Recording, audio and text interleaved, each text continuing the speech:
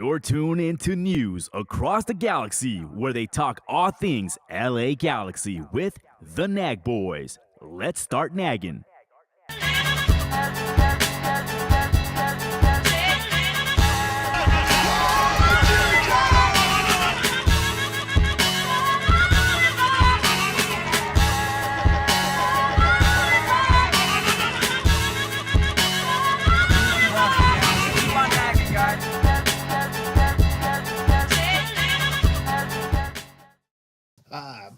Bienvenido a las noticias a través del Galaxy.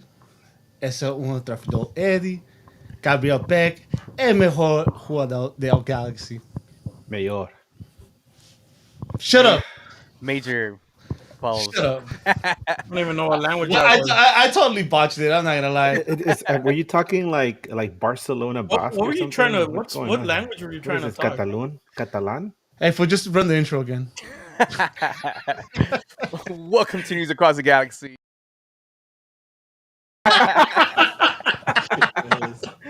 Yes. Beautiful. Yeah. All right, now we can move on.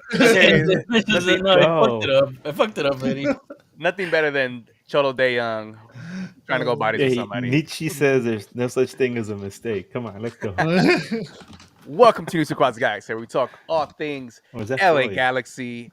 I am your host, Bryant Lobos, aka Grammy Award-winning Best Actor in the World, El Charamusca. El Dude. Charamusca. Fool, And- you couldn't win golden popcorn, fool. Sorry. Damn it. I missed out on an opportunity. And my two co-hosts, we'll start with the fake-ass Portuguese, Eddie Campos. How are you doing tonight, sir? Oh, Hey, what's up? I'll stick to English. I'm not even that good at that. See, I'm fucking up already. All right. go, Edgar. How are you doing, man? hey man, raise your hand if you actually held a SAG card once. So I went from SAG to NAG, baby. Nah. Next better. And on the ones and twos, Heck yeah. the Maestro. Maestro? Whatever. Chuyazo. Maestro. Maestro. What up? What up? What's up, By guys? the way, All right. There is two matches that we have to go over. The LA Galaxy ended up playing on, what is it? September 30th? Was it 30th? Did you I say wanna say- December 30th? dude, what the fuck? September. Dude, we're in the 22nd. Wait. Why are these? Okay, this is It says match day day 30. So I read it. Oops. Anyway, the LA Galaxy took on Portland Timbers on Wednesday. They ended up playing in Portland. A match that, well, before the match, how did you guys feel about that? I'm gonna start with Edgar. I had a feeling Galaxy was gonna have a difficult time up in Portland. They always do. We knew because it was a short week, there were going to be some rotation, and the fact that it's going to be up on what do they call it these days? I forget. But anyway, the Civic Stadium up in Portland. We had a feeling because it's artificial turf that we're going to see limited minutes for Marco Royce and for some other players. And Portland, man, if you guys saw my preview, actually, wait, there was no preview. What am I talking about? But if you guys saw my stats on the referees that was going to the game, the referee that did the game, Portland's undefeated with him. In fact, they have a perfect record now. After this game, they're 6-0-0. So I didn't feel too good about that game. A lot of people were saying it's a trap game. I'm like, nah, Portland's really good. They're a good team. They've only lost they've won 7 of the last games at home. They haven't lost a game at home since May, I want to say. Yeah, May. So, and then they got the Evander, and there's two other guys that are really good. So I knew it was going to be hard. I did not expect what happened, but yeah, difficult loss. Coming into this match, especially after coming in a very emotional win on the weekend against our cross-town rivals. Coming into a Wednesday match, how did you feel about this one? Well, I told you guys. I told you guys in the chat that I wouldn't be surprised if they lost, right? Because of the rotation, and Portland's never, like Edgar just said, Portland's never an easy place to play. But I wasn't really worried about losing that game because actually, and then we'll get into this later, because I was looking at LAFC schedule only, and I felt like there was a lot of points for them to drop. But again, we'll get to it later, and I think we kind of lost focus on that. RSL was not that far behind either. So not surprised that they lost. Not surprised with some of the rotations. Uh, Maybe surprised with some of the lack of rotations. But going in, you guys know I sent it on the chat that I felt like we could easily drop this game. But we'll get into it later. Not happy about the way we did drop this game. Yeah. Willis, very own Willis from News Across the Galaxy, he actually sent us some notes. He said that he felt that it was a trap game alert. The Galaxy are known to drop points after roller coaster games against Chivas USA. He was very cautious going into this away game being played away on turf. You guys mentioned that, where both don't always play, where we don't always play our best. He also said that he was hopeful that we would at least come out with a point. Mm, I I'm kind of with Eddie on this one. I didn't mind that they lost it, and I didn't think they were going to win it either, just because of the rotation stuff and because it's on turf. Also, I feel that on that weekend match against crosstown rivals, the LA Galaxy exerted a lot of energy on that comeback, and that could have played somewhat of a role coming into the match. But before we get into the starting lineup, I want to go over some stats that the LA Galaxy has versus Portland. They have 39 meetings. The LA Galaxy have 15 wins, 14 losses, and 9 ties. Wednesday was LA Galaxy's first loss to Portland since, what is it, 7/30/20. Damn, 2 years? 3 years? 4 years? 3 years. Damn, I'm off with my numbers today. And then they haven't lost to them since 2021. That was the first time they lost to Portland. And then 7 games unbeaten leading up to Wednesday. At Providence Park, in league play, the LA Galaxy is 4-7-4 for the starting lineup. Any surprises that you guys seen that you guys want to touch on? I I'll go was. first. Go ahead, Eddie. So like I said, I wasn't surprised that there was going to be rotations, but maybe the lack of certain rotations are starting to be a little concerning, right? And then I think it kind of showed. I'm mostly talking about the back line. That back line hasn't been touched in a while.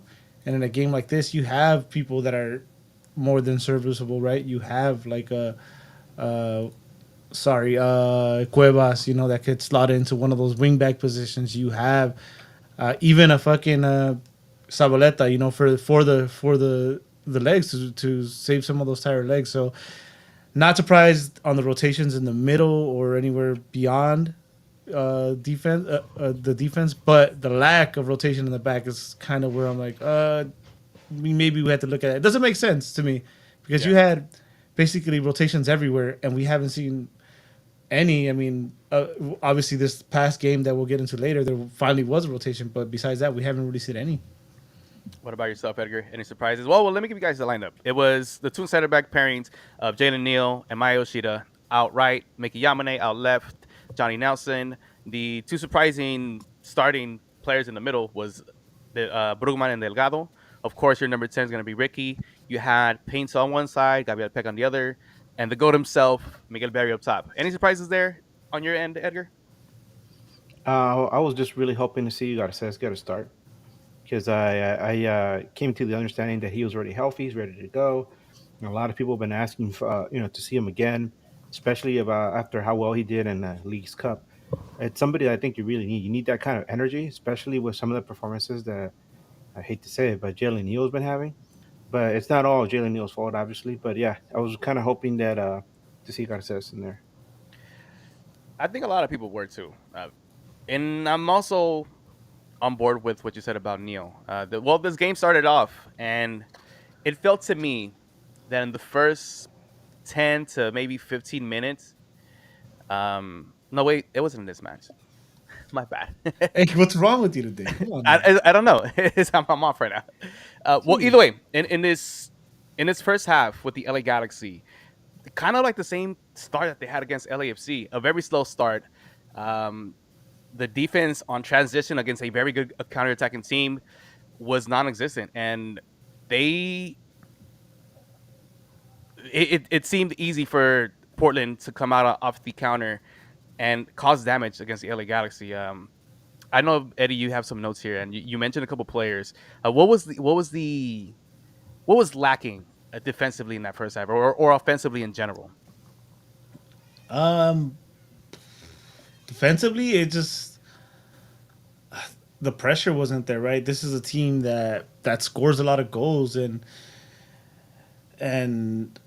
I know there's like of a lot of dirt being thrown on Neil's name, but you cannot not address the fact that Mickey Yamane left the best player on the field, or at least for the night, the best player on the field for the night, with so much space. So much space.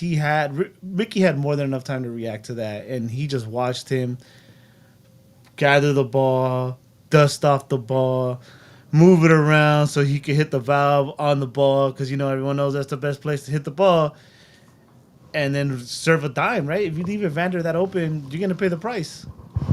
So I don't know if it's just like too much respect or what, lack of urgency, or they're just emotionally exhausted. But yeah, there was no fight. There was no.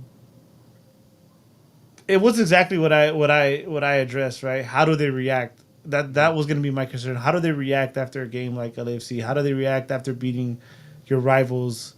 So that I mean, that's it. Maybe it's like not a championship hangover, but like just an emotional hangover. I don't know what it was. They just couldn't. They couldn't get up for this game, right? They were so emotionally exhausted that they couldn't get fired up, or something was just lacking. That I don't know if any of us are gonna come up with the answer, but I really can't. Yeah, and in that first half, like you said, leaving one of the best players on the pitch with Evander, who has 31 contributions all season. And in this match, he stamped his name very early with a dime of a pass. Edgar, what are some things you liked about this first half? What are some things you didn't like about this first half? Well, there wasn't there wasn't much to like about that first half because you could see that Portland was really hungry to do something. Like I said, they're a really good team at home. They've had an up and down season, but as of late, it seems like they're kind of caught fire. A lot of teams in the West have caught fire, um, and so it's becoming kind of a dogfight. LA Galaxy comes in, and it just seemed like an opportunity for Portland to make a statement that they're not going to just quietly fade away.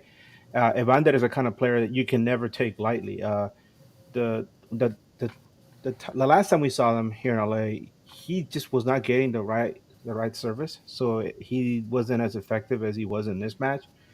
But it seems that Portland has figured things out. Phil Neville has put together a really potent offense, and like we said earlier, Galaxy might be able to score some goals, but if you're going to be giving up all these opportunities to teams, it's going to hurt you. At some point, the goals won't be there. But for now, losing to Portland, it just shows you that this team is a lot more vulnerable than we are led to believe. But this is to a bigger argument that I brought up during my conversation with Nathan Durrick, Vancouver, and I'll touch upon that later on again. Okay. There's some notes here as well from our very own Spenny and Willis, and both of them have a similar kind of take. This was not Brugman's game. One of Spenny's notes is that he had called it from week one that Brugman should get comfortable on that bench. Can you guys agree on that? Eddie, I'm gonna start with you. Yeah, no, I have that in my notes too. Brugman just. I understand he's coming back from this injury. We can make as many excuses as we want for him, but I just think since the last time this he's played with this team before the injury, they've hit another gear, and even I will put up the argument that even a healthy Brugman, the Brugman we felt, we came to love before the injury, would not be up to speed with this team. Just Cerillo has just been a fucking gem, right? Yeah. That was, I think that was the first move in the Kuntz era, if I'm not mistaken, and that just showed right there that these scouts and this team is this front office finally knows what they're doing. So I'm gonna get way ahead of myself. But if you're a Brugman fan, it's kind of like The Sopranos, bro, or Game of Thrones. Don't fall in love with these characters because they'll kill off any of your favorite characters. So I think this can be a curtain call for Brugman. So he's not returning back next season, Edgar. No. Yeah, and I put that in my notes as well. I said, it, for a team that's gotten a lot younger over the last couple of years, especially the last couple of years, somebody like Bruman, who's longer in the tooth, probably in the back end of his career, and it's showing, right? Um, it doesn't seem like he's going to be around for next season. I think that the powers that be will figure out a way to unload Bruman in the winter. So Galaxy can find somebody younger and better at that position, or somebody who can lend some depth in that position. But hey, those are decisions that have to be made by somebody like Will Kuntz, who's an expert at that. For us, it's just left to speculate, and it seems that the writing on the wall is that Brugman is not long for the LA Galaxy. I want to bring something up. Actually, this is a pretty good one. Cisco, shout out Primo. Could the lineup against Portland be Vanny trying to get other players playoff ready, and thinking it's better to start that way to maybe lose away than to do that lineup at home and lose? That's a good point, actually. But no, actually no, because then the back line. Yeah. I don't fully agree, because then you would have done it in the back line too. Which I mean, well, let's talk about that back line. Uh, the early goal was what was that? Was it miscommunication on that first goal, or was it just Neil not being able to step up, or was it Yoshida not being able to step up? I'll start with you, Edgar. No, it was a bunch of things, dude. But more than anything, like I've been saying, and I mentioned that too in a preview with Vancouver, was that um, a lot of people have been quick to dismiss Neo or dunk on him or just like dismiss him, and it's easy to point fingers when he is the last thing you see right before the goal goes in, but you got to see what led up to it, and he was left exposed in the LAFC match against Boanga, and he once again he was left exposed here against Evander, and who's supposed to be there to provide that buffer, and that's Miki Yamane. We love Miki Yamane. I love Miki Yamane. He's done a fantastic job, but it kind of feels like he kind of hit a wall right now, and he looks a little fatigued because he'll get up the field and then on a counter, he just is not coming back in time, and they'll leave somebody like Jalen Neal exposed. And Neal, he's good for what he does. I still feel that he's not as good as he was when he got injured last summer, but you leave the kid alone, and he's against the really good forwards like Boanga is a good forward, Evander is a good forward. They're gonna burn you every time. Um, but that pass, oh my god, Yeah. that was a beautiful pass. I mean, what are you gonna do, man? Sometimes you got to give credit where credit's due. A lot of people were saying, "Oh, defense," but you know what? Give them credit. They have a good offense. Yeah, Yeah. yeah. I mean we can be harsh on Neo and Yoshida as much as we want, but that's a dime, dude. That lands right in between two 6 foot players, on the head of. That's one of those where you just close your eyes and that ball hits you in the head. It's gonna go in.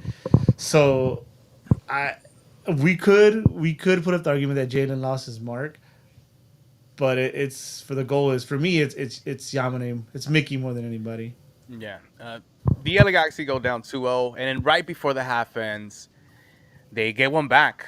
I kind of went into the half thinking, all right, here we go. This is where the comeback starts. Yeah, because that's This what you is want, where, right? yeah, And whenever I'm sorry to cut you off, but it's something that has to be said in the sport. You could be down to nothing, right, heading into the half, and then you get that goal right before the half, and they always say, "Oh, that's the goal that sparks the second half comeback."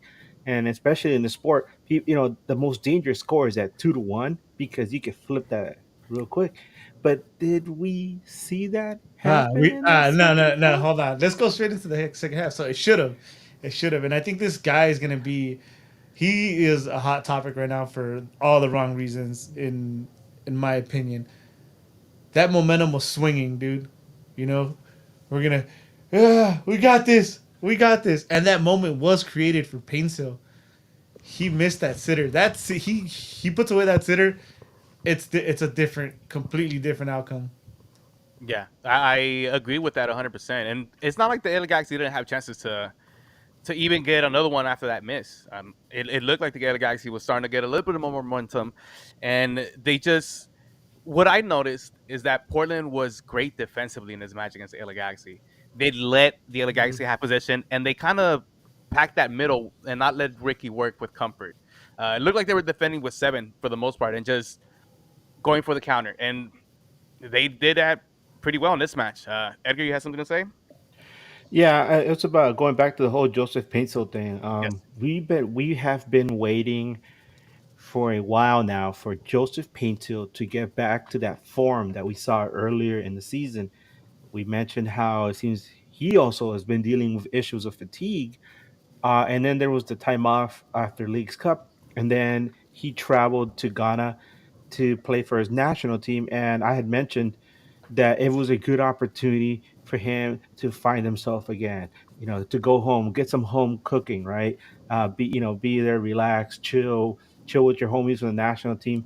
But not only did he get limited playing time in that first game, where they played against, I think it was Guinea. I could be wrong, but in the second game, they were supposed to play against Niger. He didn't even travel with the team because his something was wrong with his passport, so he had to stay back in Accra in Ghana to figure out the whole issue of his passport. So he missed that opportunity to travel with the team, to play with them, to possibly even start that game. Mhm. And these are opportunities that you can't get again. And I'm sure that must have affected his form. He comes back, he looks flat, and we're like, come on, Joseph, you got to get it going. Whatever it was that you were doing earlier, you got to get it going because we're getting to that point of the season where you're going to need that energy from him. Because you look at Gabriel Peck, and that dude is just getting better and better and better with every game. And you want to see that from Joseph.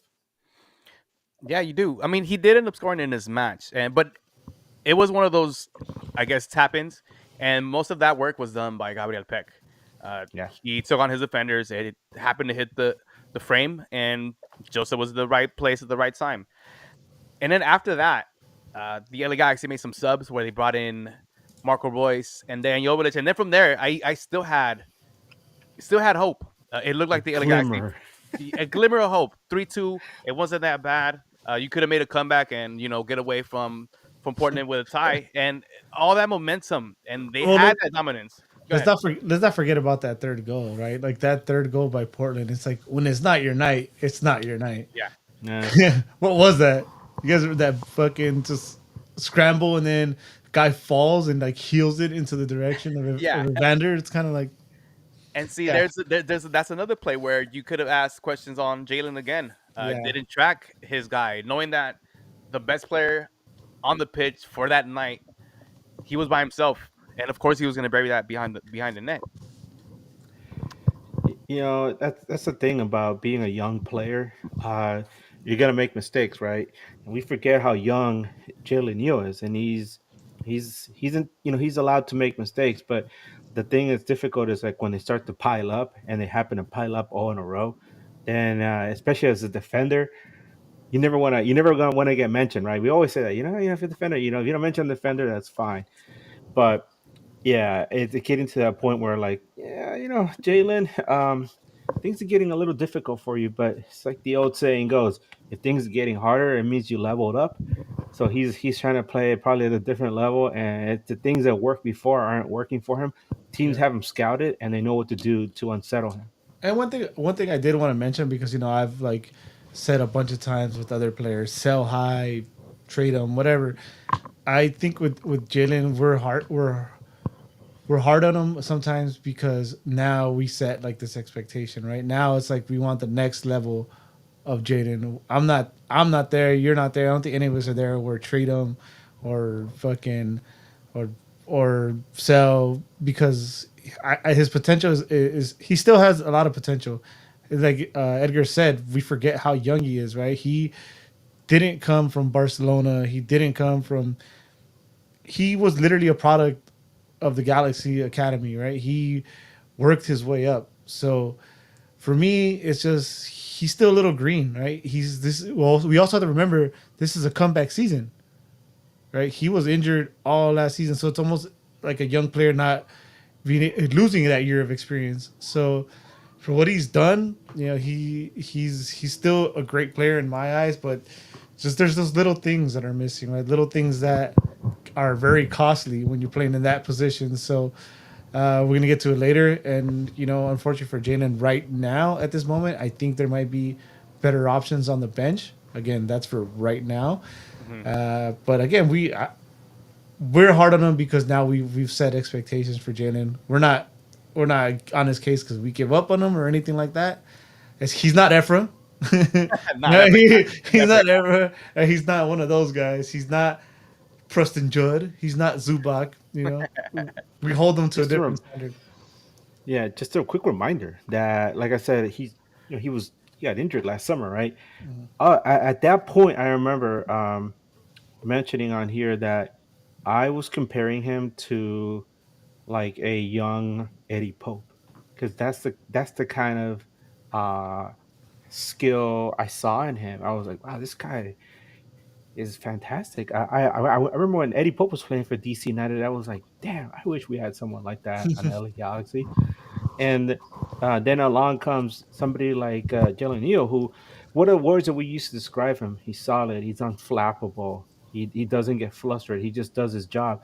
Now, one thing we've been seeing from him recently, we've been seeing him show display a lot more emotion.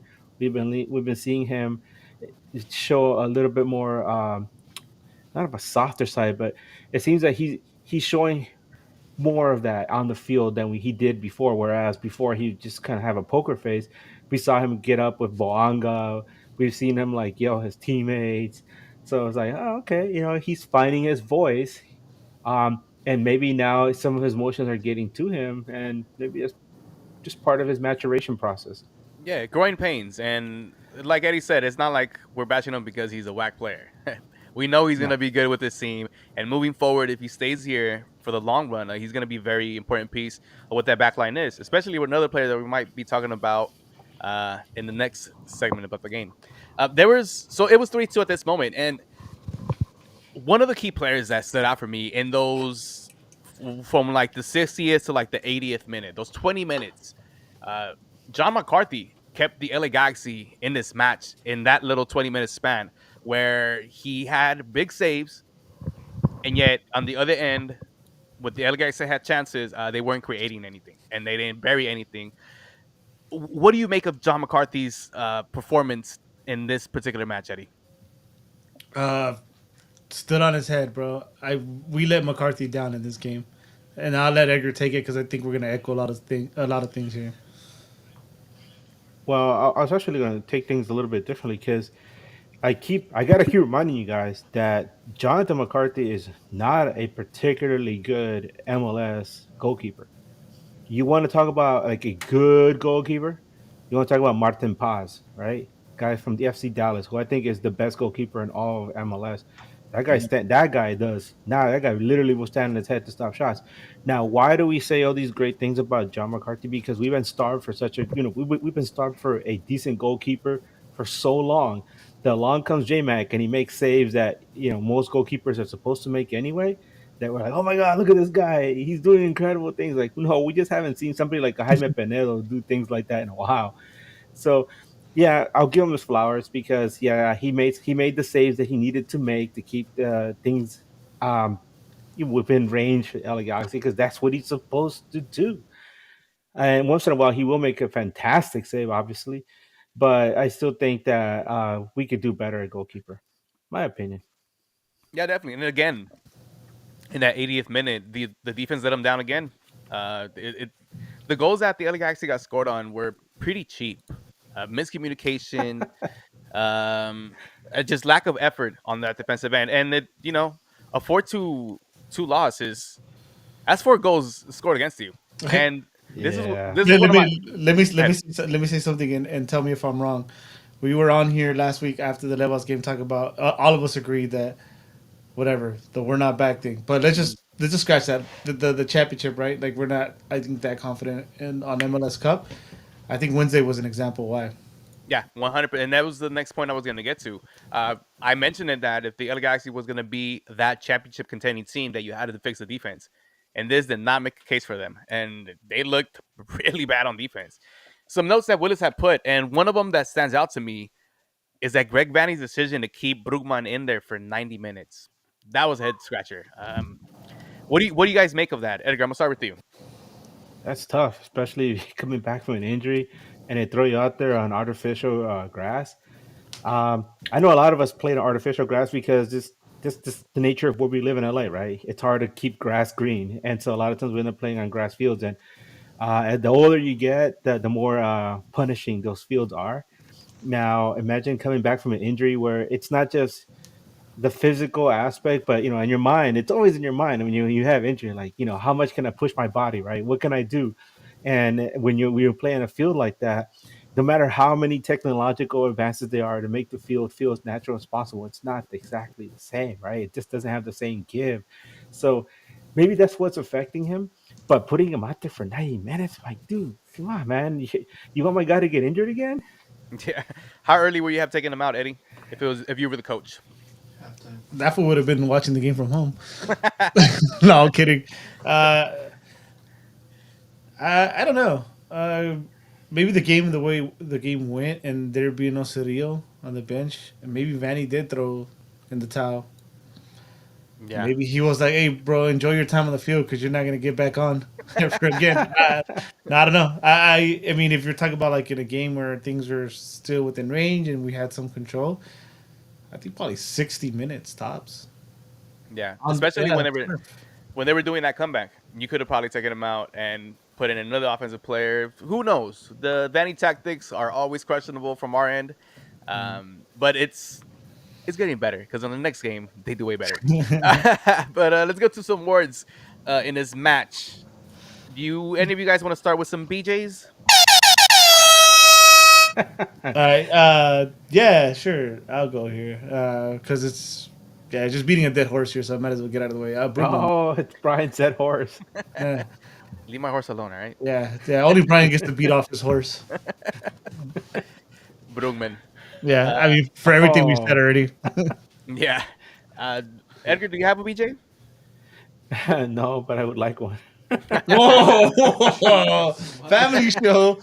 Oh, sorry. A blue jay? Yeah, those are beautiful birds, It's man. called. You said you would like oral. It's a family show. Well, no, I said it. Fellatio. I like blue jays. When you travel to the East Coast, you see them all up and down the coast. They're really nice birds. Willis has Jalen Neal for a BJ for not learning from his mistakes in El Trápico. That's fair. I actually have the whole back line. They just Jeez. weren't. They Leave my weren't boy good. Johnny out of this. Everybody in there. You could probably exclude Johnny, but he was even in there not providing much of a resistance against a very good counterattacking team. Hey, And hey, you yeah, leave John the Rock Nelson alone, bro. There you go. let's go. And then the whole back line, in particular for me, it was a center back pairing, which is going to lead me to my Game is Off award. Jalen Neal. I could have maybe given it to Maya Yoshida, but in that third goal in particular, I think that's where it stood out.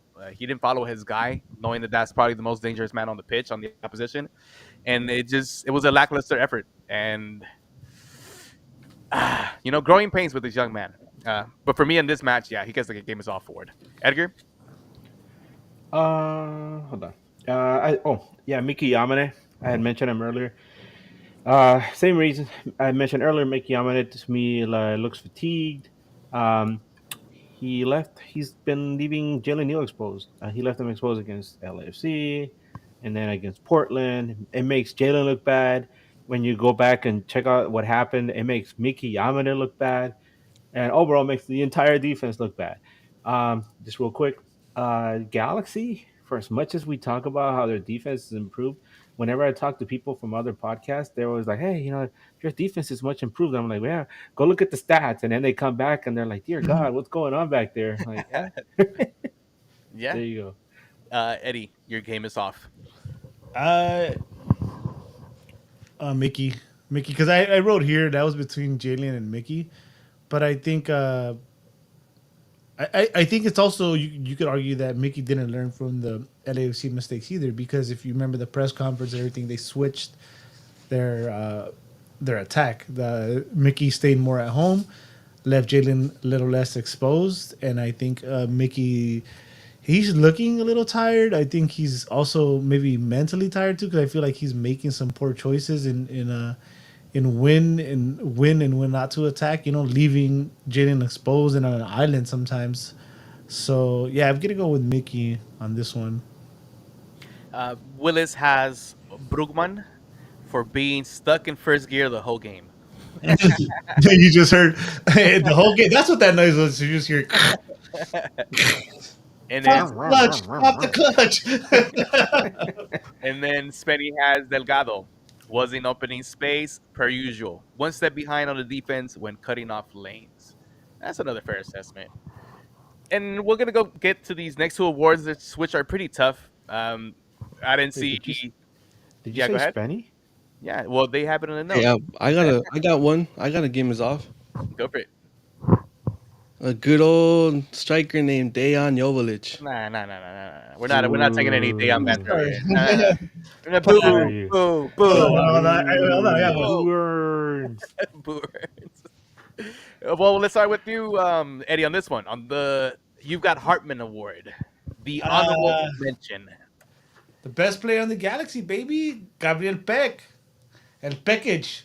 That guy just is a fucking workhorse, bro. I would have. That guy has not stopped running, bro. He probably ran. He said, "Fuck this flight. They're taking too long to take off," and just ran his ass to Portland. Cause that man's.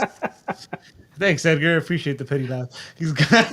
I just imagine Gabriel Peck running out up the freeway. That's all. He's got. Yeah. No, He runs past Fresno. It turns into a higher gear. Shit. Yeah, he's got wheels, man. That guy's got an engine on him. He's just yeah. We love Peck, but I'm gonna go back to the I'm gonna go back to the Sopranos and Game of Thrones thing. Don't fall in love with these players because they'll kill off your character. They'll kill off your characters. In this case, is more like I think there's gonna be an offer that we can't refuse if he keeps playing that way. Yep, Edgar, who has heart in Um, this match. I said Ricky Pooch. I just felt like he kept plugging away. Even if, we always accuse him of trying to force things to happen, but this is one of those games where nobody was really doing much except for like maybe Gabriel Peck, right? So I just felt like Ricky just kept plugging away, trying to force things, trying to do a little hero ball, and even that didn't work. So damn. Yeah, I mean, shout out to and credit to Coach Neville. Whatever game plan they had, they executed to perfection on defense, and it made it really tough for the LA Galaxy to create any type of chances. I mean, they had some that they should have put away, but overall, I think they played the LA Galaxy how you're supposed to. And I'm gonna go with the same as Edgar, Ricky, copy and paste. Willis, he also has Gabriel Peck. He is the personification of playing with heart. I like that. Spenny has John McCarthy for big saves to keep it to 4 goals. Yeah, it could have been way more. So let me just go next then. Yeah, go ahead. You have the most prestigious award, the next standing player of the match. Go ahead, Eddie. Yeah, just to go off what Spenny said, it's McCarthy in this game. It's funny to say it with the, giving an award to a keeper that conceded 4 goals, but it was only 4 because of him. He kept it as respectable as possible for us. Right? Kept it PG rated. He keep it PG ready. Yeah, he kept those highlights from appearing on next videos, and all you motherfuckers know what that is. So don't act like you're better than us because you know what that website is. Kids don't Google it. Who you got as your next standing player, Edgar? O brasileiro, Gabriel Peck. El jogo bonito. Gabriel Peck, man. I remember when I spoke to our buddy Leonardo, who lives down in Brazil, about Gabriel Peck, and he was excited. He was telling us how excited he was to see Gabriel Peck finally make it to MLS, and he told us all the wonderful things that Gabriel Peck had done for his teams over there and what he could do for LA Galaxy. And then at the start of the season, it kind of got off to a slow start. but you could see there was something there. And my God, have we seen it since the middle of the season up until now? He's just gotten better and better and better, and he has found his role within the team, and he's flourished in it. And I love when they give him the ball in space because he can create and he's fearless. He will not relent when it comes to going into the box and not just trying to find space for himself to score. If it wasn't for him, Joseph Pesa was still trying to be, figuring out how to score goals in the second half of the season. So Yeah, yeah, Gabriel Peck.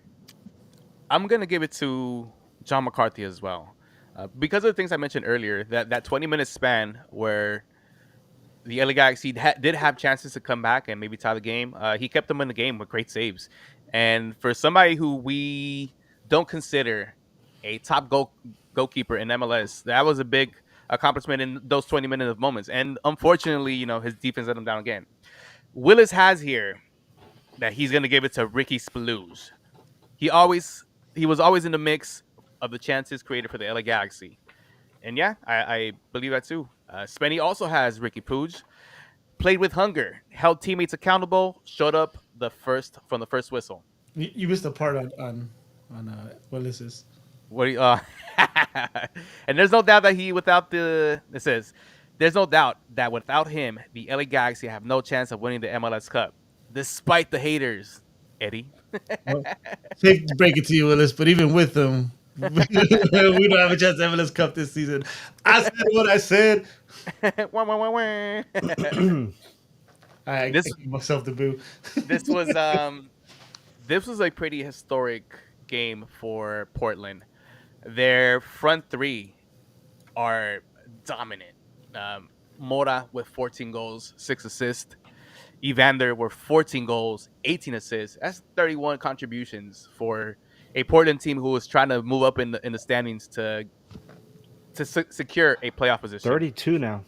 32 Yep. with this one. 14, 18, 32. And then Rodriguez with 14 goals and 7 assists. I mean, this team is offensively potent, and they showed their teeth against the LA Galaxy, an LA Galaxy team who still has a lot of work to do on on defense.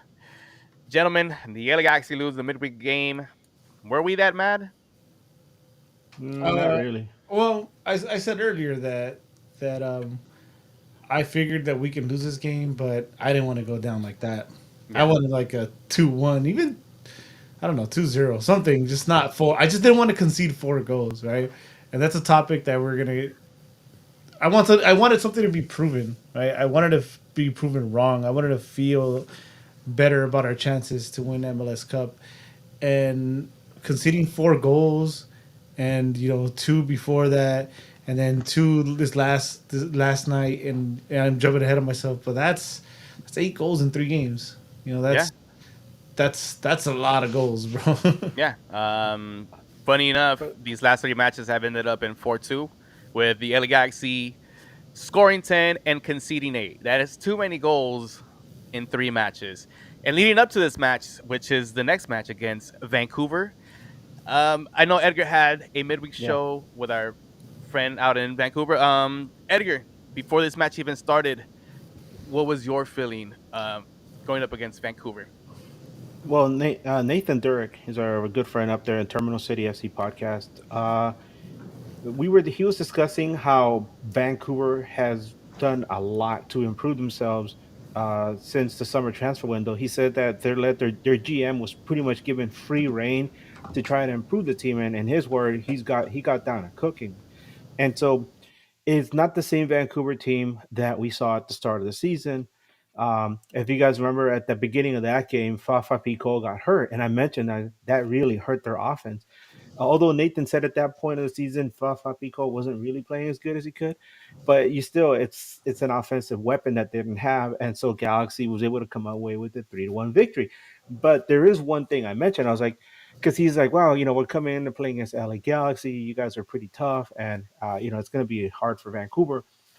But I told him, and this is something everybody should know, because as I mean, it's hard to talk bad about the team, especially because they're in first place. And look at what we've been for the last 10 years, right?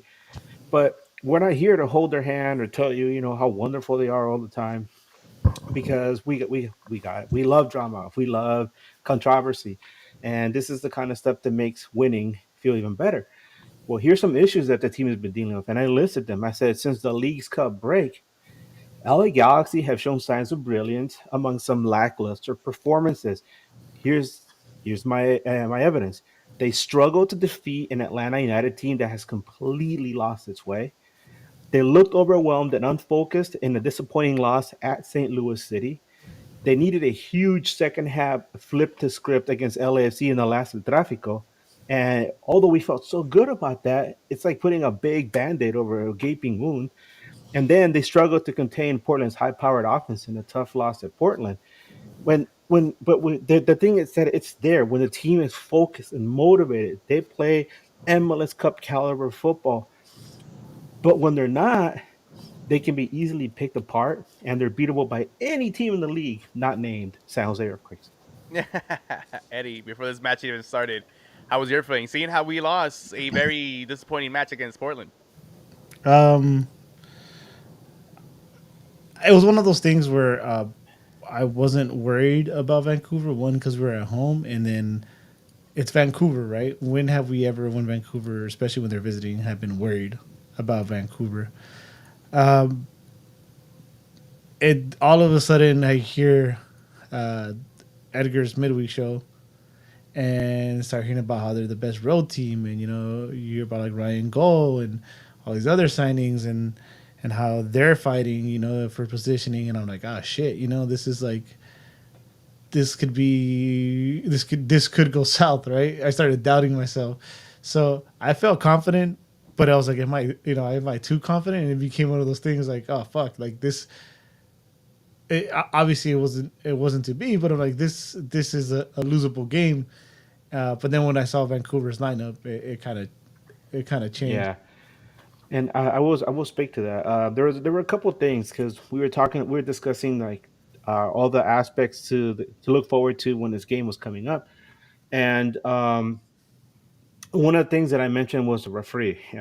We hear about Jair Marufo, right? And a lot of people are like, "Oh God, Marufo! We hate that guy. He always plays us hard." And then you look at the statistics, and it's like, no, no, actually, no, he doesn't. This guy has refereed more Galaxy games. No, he's refereed LA Galaxy more than any other team in the league by far. I looked it up. He's refereed a total of 60 LA Galaxy games across all competitions, 55 in total in the regular season. And at home, with him refereeing, Galaxy has only lost 3 times since 2002. That's how long he's been around. So Galaxy has 19 wins, 7 draws, 3 losses, 20 wins now with him in charge. The last time Galaxy lost a game with him was more than 3 years ago. So this guy, whenever he's at the whistle, whenever his Galaxy's playing at home, it's fantastic. So that's one thing I was like, oh, okay, that's a lean towards us. And the other thing that Nathan mentioned is that um, the Vancouver Whitecaps made it to the Canadian Championship Cup final, and so they have that in mind. Yes, MLS Cup is great if they could get there and make some noise, but they actually have a chance to win some silverware. And so he said, "Don't be surprised if they come out with a depleted lineup, because they're thinking about the Canadian Championship." And yeah, the lineup came out, and it was like, yep, he was right. He even sent me a message before the game, because I had gotten there. I was with my dog, and then he says, "So I have no words for the White Cup starting 11. Bizarre." So yeah, if that's what he said, then you knew right away. I was like, oh yeah, this is going to be a lot easier than I thought it was going to be, and boy, oh boy, was it. One of my biggest concerns coming into this match was again that defense and who Vanny was gonna put on the pitch for this match. Because clearly we've seen that our young center back is not having a great time right now, and he's not in good form. And we need to address those issues fast because playoffs is around the corner, and so you needed to address those. Um, but let's get into the lineup. Yesterday, September 21st, the LA Galaxy took on Vancouver Whitecaps on Central American night. Um, It was a very festive day. Of course, you guys could see that I have my Selecta El Mágico jersey on. Oh my bad. And before we even get to the lineup, there's a couple things that I wanted to share with you guys. One, happy birthday, Bruce Arenas. I believe it was yesterday his birthday was. um, There we go. Shout out to Ventura County who clinched playoffs in the MLS Next Pro. And and I actually made a special guest appearance in the new 1-2 Threads promo video.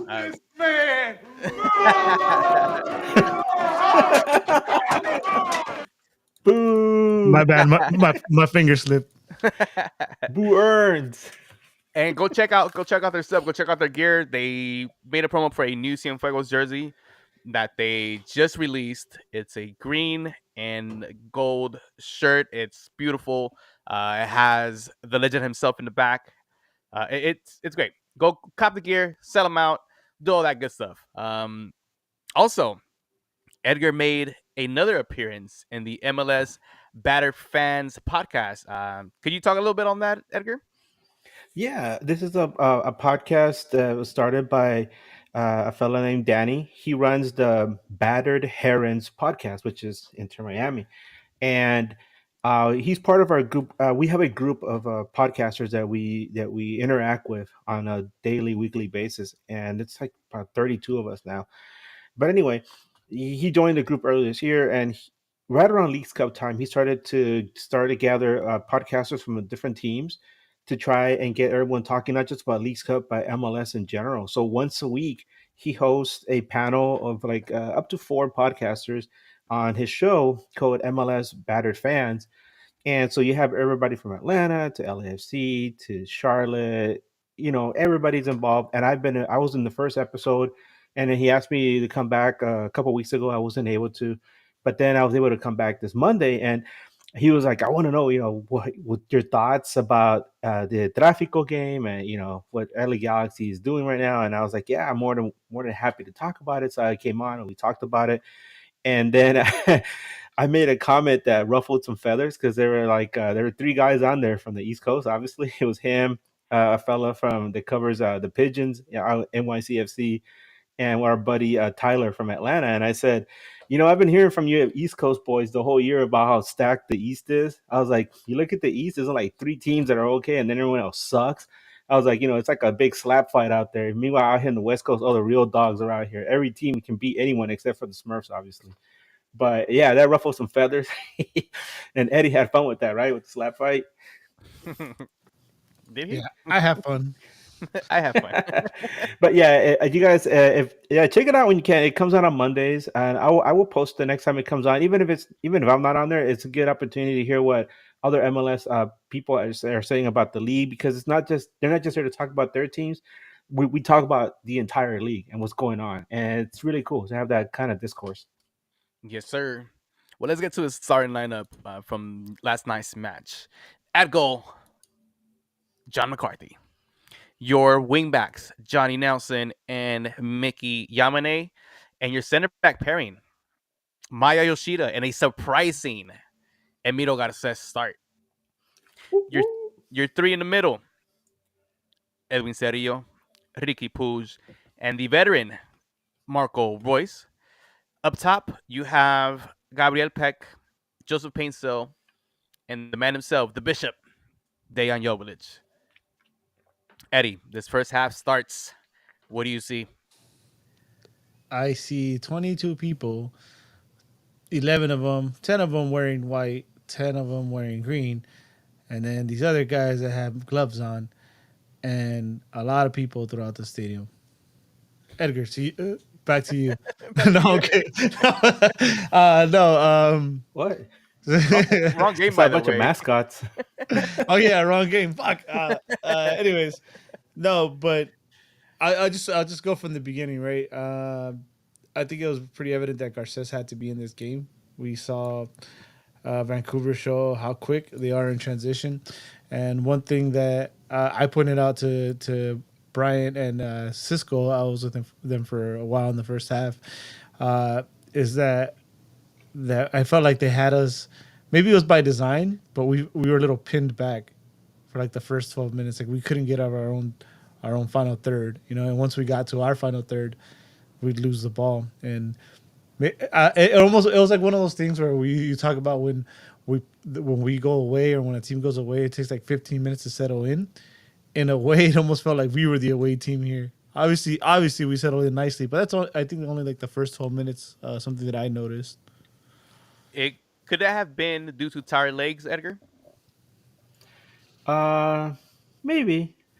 Like I said, it's we've had so many of those short week games, especially in the second half of the season, which is really annoying. When you take into consideration the fact that everything is truncated because of League's Cup, right? We keep saying League's Cup. Um, so it's just something I guess everyone. But the thing is, everyone has to deal with it, right? But at this point in the season, you don't want to you don't want your guys to have to run so much and play so long because you got the playoffs to worry about. And this is an opportunity for guys to maybe get ready for the playoffs, but it's also you run the risk of injury, I guess. But yeah, if there's any tired legs, maybe some of them are just trying not to play as hard because they don't want to get injured. But you have to play the games anyway. Yeah. To me, this first half, I have to agree with Eddie. It seemed like we were getting pinned back because I rewatched the game again, and the way that Vancouver plays, they play with three in the back, five in the middle, two up top. So it seemed like they were pressuring us pretty high on their end, and it did feel like we were the away. We were observing a lot of their pressure. It wasn't until like the 23rd minute where the G's had like a very clear chance. And then after that, it just seemed that the LA Galaxy got back into the rhythm. They had the ball a little bit more. It looked like everything that Puig was doing with voice, pushing forward, seemed to have some type of venom to it. And it wasn't until like the 32nd minute where, we seen Gabriel Peck put one in back of the net, which was a beautiful strike. And it kind of came, I wouldn't say out of nowhere, but it was a scramble. And in those situations, we seen Peck put those far post. It was I liked the fact that we were able to get a goal before the half, seeing how we weren't as productive in the match against Portland. Did you guys see anything different that maybe the LA actually could have done to maybe go up more than one goal and a half? Eddie, I'll start with you. What could we have done? I don't think there's much you could have done as far as like lineup goes. I just, I don't know. I still think like we still had that hangover. I'm gonna go off. I'm actually gonna go off on a limb and say that it was this was the game plan.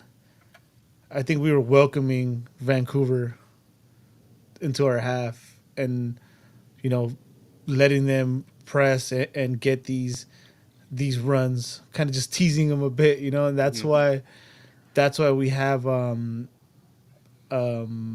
Garces in there instead because we knew how pacey they were. If anything, just a little sharper. That's the only thing. But I don't think you could have done anything else as far as like the lineup goes.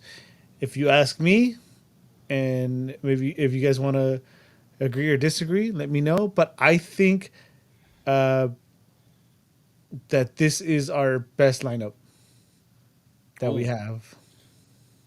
ooh, very With Garces controversial. instead of Neil. Yeah, I I, I said it. This is our best lineup that we have right now. Well, actually, yes, maybe. But I have a question. If there's questions at the end, once we finish this game, remind me, and I'm gonna bring it back up in regards to this lineup. okay, for sure. And one of the things that I saw as a highlight in this first half, aside from the goal, was a particular play in the 27th minute where Ricky Puig kind of darted back on defense, and he recovered a ball, and I think he put his foot out, and the ball went out for a corner kick. Those are one of the things that you do want to see from your DP. We don't really see those much from him. We usually kind of see him lose the ball and not chase back. But in this particular play, that thing stood out to me. Another thing that stood out to me was something that Vanny did in the tactics. it seemed that Mickey Yamane would tuck in to kind of play next to Cerillo as another number 6. Edgar, do you think that may have affected Vancouver in breaking their line of the midfields in the 5 midfields? Well, yeah. If Mickey Amane hasn't been doing so well, uh, in his usual position, give him a different job. Give him shift that focus somewhere else, and maybe it'll give him an opportunity to try to do something a little bit more productive in a different role. So putting him there maybe threw off whatever game plan Vancouver had, because they're like, yeah, we're gonna go at this guy. He's been having a hard time, and all of a sudden, he's not there and he's doing something else. Then it throws him off completely, and it gives him some pause more than anything. And it also makes it so that Miki Yamane uh, figures out a different aspect of his game that maybe we didn't know existed. Yeah. Well, the LA Galaxy go into the half 1-0. I wasn't mad, but I was still pretty cautious. This team in Vancouver, they're a very good road team. They're 7-4-4. They attack with speed. Granted that in this match they didn't have their starting players because I think Edgar mentioned that they were gonna be playing a Canadian Cup or whatever it was, so maybe they weren't putting out their best foot against an LA Galaxy who's on fire at home. But either way, 1-0 at the half, I'll take it. And yeah, we'll see. Second half, I see Eddie that you put a note here that is a big topic of discussion. That Marco Royce sub. This man is injured again, and it was one of the things that I was very hesitant as to why the LA guy should contract this man. He suck Eddie, again. Eddie, what did you feel? Did your stomach sink all the way to your scrotes? What? To the scrotes. You're muted, sir. Oh yeah, there we go. Anyways, yeah, I'm sure that was felt throughout the stadium. People at home watching, right? Like, oh, here we go. Yeah. This is what we didn't want, and especially when the doubters were hushed with Marco Royce's recent performances. But if you guys listen to the press conference, it seems like Marco Royce is listening to his body. He said that he just felt tightness and that he didn't want to push. So I think we could all breathe a little bit. We have a break coming up, so I think we're just going to be fine. Edgar, are you concerned at all that this could be something more serious and maybe he's just playing it off as him resting his body? Well, you want to conserve him as much as possible for the playoffs, but that's where I said having these short weeks with 3 matches within 7 days, that's kind of detrimental, especially because you just played LAFC a week ago, and had to expend so much energy, not just physically but mentally, to defeat them. And then you go up and you play a game on turf. Granted, he didn't play the full 90; he came on later on. These kind of things wear on you, and for somebody who's injury prone like that, it's kind of like you have to handle him with kid gloves. But it only takes like one little misstep or someone hitting you at the wrong time, and all of a sudden, oh, I'm hurt. Take me Yeah. out, coach. But hopefully he'll be back for the next match because they do get some time off. So, and that'll be a big game, by the way. We'll talk about that later. Yeah. Well, I mean, I think every game from here on out is pretty much a big game. You need to solidify that first place in the West, and you also want to give some of your injured players time to rest. So this is going to be a big. What is it? Closeout to the season. Vanny has his work cut out for him. But let's talk about some positives now that we talked about Roy's been injured.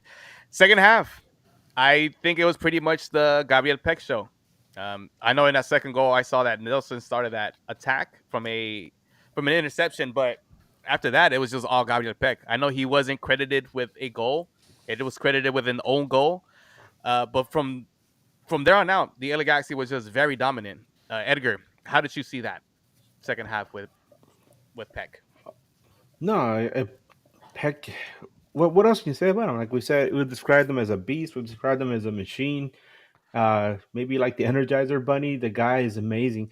As much as we talk about how Ricky Puig does so much to galvanize this team and to get them going, I feel like you got to give some credit as well to Gabriel Peck.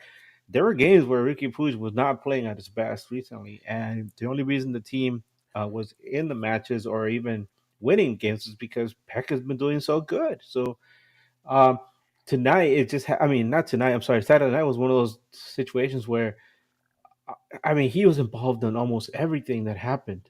Yeah, on the offensive end. So just seeing him play is beautiful. Um, we don't know how long he's going to stick around with LA Galaxy if he keeps playing like this. So for now, just enjoy what you're seeing. Enjoy that Shogo Bonito. Enjoy Gabriel Peck, and maybe one day when he's playing for one of the big European heavyweights, you can see, hey, that's one of our G's. But for now, he's here, and enjoy that while you got it. Everton should pick him up. That's all I'm saying. Boo! No. Why are you trying to end the man's career so early? Yeah, dude. Nah, chill. Everton could get him. uh, I know there was 4 goals, and before the match ended, there was another one. You know, the LA Galaxy ended up winning this game 4-2. Was it a convincing win for you, Eddie? Uh, it's such a strange, such a such a strange answer. You know, such a weird. Fuck, man. I don't even know how to put this in words. Right? It's gonna sound like a cop out, but yes and no, right? Because you bounce back from that loss, but that the same questions came up, right?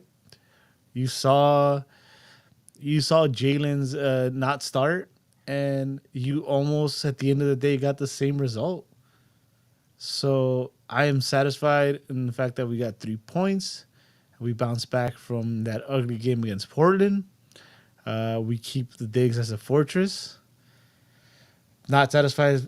Not satisfied in the sense that the same exact questions are being asked still with what 3 games to go in the season, because we've like convinced ourselves here, right, that we're not necessarily like convinced that we can make a serious run for MLS Cup. It can happen, of course, it can happen, but now I think it's becoming more and more clear why we feel that way.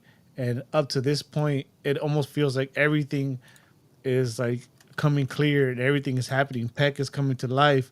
Uh, Puig is looking better. Like I said with Royce, and I knew this was gonna happen. Cedillo solidify himself as a starter. Everything is being answered, right? Fagundes coming off the bench. In my opinion, even we didn't talk about this, but I don't think Barry had the worst game against Portland. You know, he's not one to blame there. Everything is being answered except the same questions and the same issues that keep coming back in the back line. So yeah, it's a weird answer because yeah, it is yes and no, because yes for everything I said, but no because we still don't have an answer to the same problem we've been having all season, even back to last season. Yeah. Yeah. Can I share Go my ahead. thoughts on that, by the way? Yes. Yes. Because how can I say it almost feels like Eddie was saying, yeah, it's like you have a checklist and you're checking off all these things that you need in order to be considered an MLS Cup contender. And when you look back at our expectations right now compared to what they were at the start of the season, when I remember we sat down, we looked at at the first part of the schedule, and we're like, yeah, we're gonna lose this one, we're gonna lose that one, we're gonna lose that one, and now we're like MLS Cup, baby. You know, when we're mentioning it, it's you know, it's a possibility, but um, there's so many times throughout the season that this team has gotten positive results because something weird happened to the other team where they were injuries to key players to the other team, or they just happened to play a team that, for some reason or other, had other things on their mind. Like we just played against a Vancouver team that's really good, but obviously their minds weren't on this game. They're like thinking about the Canadian Championship final, which is this Wednesday, and they're like the guys that are out there are like, don't get hurt, don't get hurt. Um, and then they don't even put their top lineup out there. So I kind of feel like as good as Galaxy has seemed throughout the entire, and they have some good wins, man. But then they've been able to ride the fortune of timely injuries or timely scheduling issues that have affected their team, and it almost feels like a facade. I don't know if that's the right word. So that's why I have tempered expectations where I'm like, yeah, they're good. They're not bad. They're good. And you can almost say, yeah, they're back. You can almost want to say that, right? But what happens when they're going to play against a Vancouver team? Let's say they run into Vancouver again in the playoffs, and this time Vancouver has their full lineup and everyone's healthy, and these guys are hungry for a win. Are they going to roll over them 4-2 like they did in this game? No.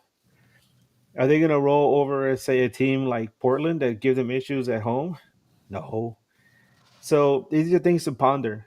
And also, yeah, that defense, man, they got to figure it out. And it's not even the wing backs. It's in the middle. It's at the heart, and that's so difficult when you think about how many issues this team had in the past on defense. And you want to think we're past all these things, but we're not. It's like it's still there. It's like this this this wound that won't heal. Yeah. Not sure what the other guys could do in order to kind of minimize those mistakes, in particular with your center back pairings. But they got 3 games to figure it out before playoffs. We also The super want to, chat. yeah, we got a super chat from Adam, $5. Thank you so much, sir. He says, "Need to stop conceding goals late and sloppy goals in order to be MLS Cup contenders." Yeah, we agree. I think just in general, the defense of the LA Galaxy needs to improve in order to make a run at the prestigious MLS Cup and to get to 6. I think we all agree in that aspect on the show. Eddie, I know you Just had a question.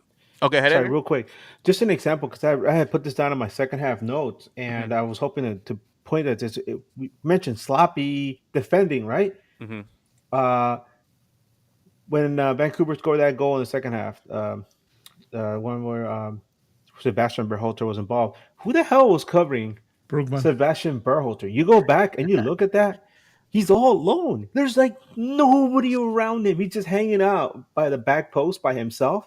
He's like looking around. He could probably look up at the stands, wave at someone.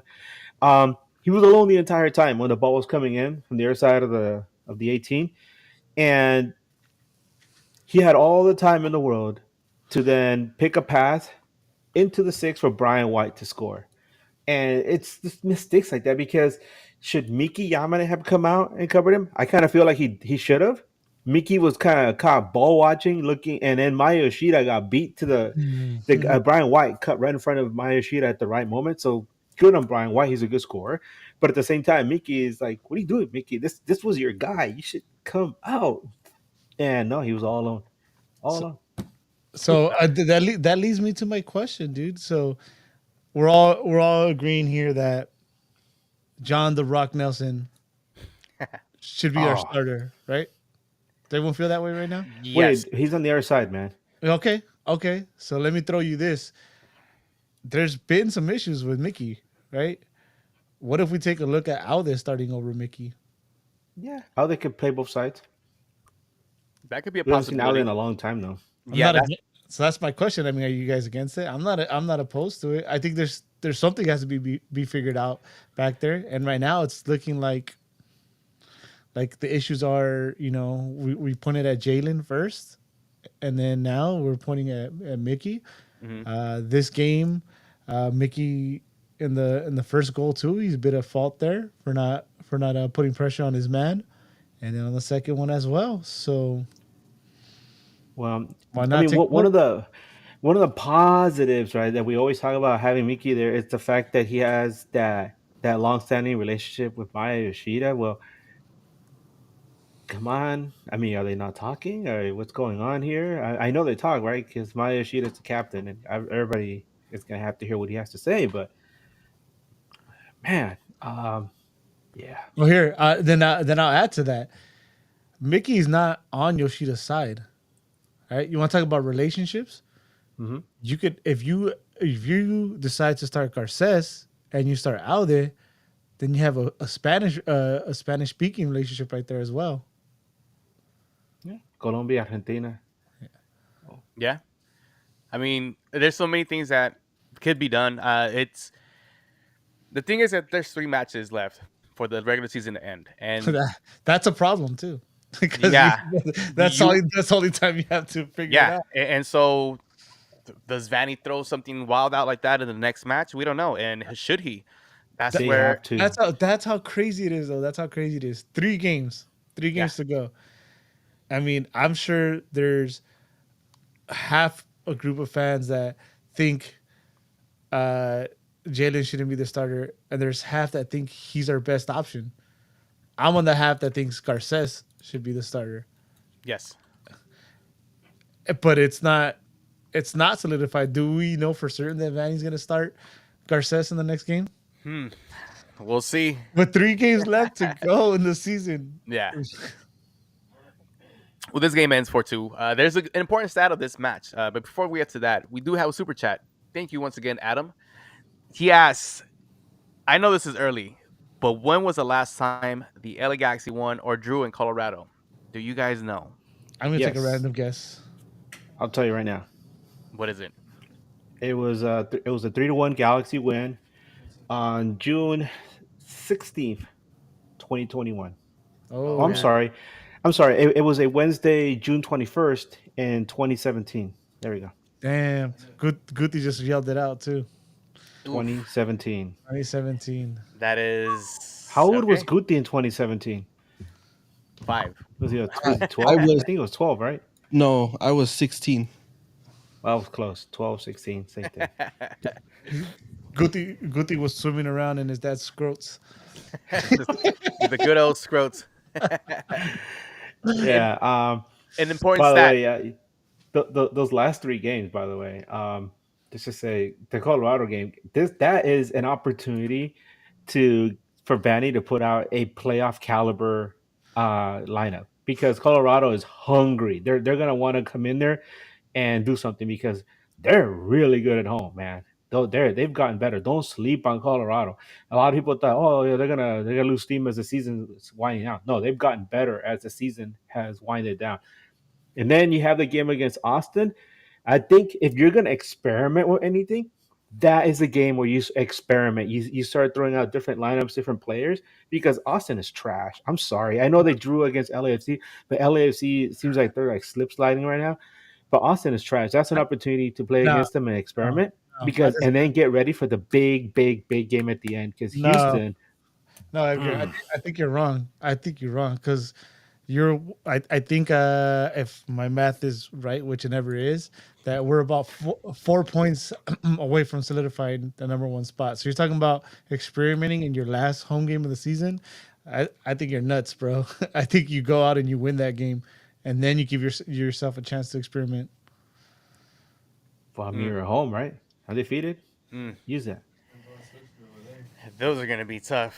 Well, here's the important stat. The LA Go for it. Galaxy is the first team with 4 MLS players having at least 10 goals, which is Ricky Puig, Gabriel Peck, Paintsill, and Dejan Joveljic. Dejan Joveljic has 14 goals, 5 assists.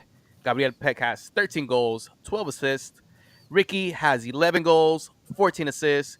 And Paintsill is at 10 and 10. That is a very productive LA Galaxy. Who would have thought? Who would have thought? Edgar, I know you had some stats of goal scorers um, before we had these spectacular plays that we have now. Would you like to go through those while we read this super chat real quick? Yeah, yeah, yeah. You want to do super chat first? You want me to go over that stuff first? Let's do the super chat first. Okay. From Adam, he asks, Do you guys see LAFC dropping below 4th place? I'll take it.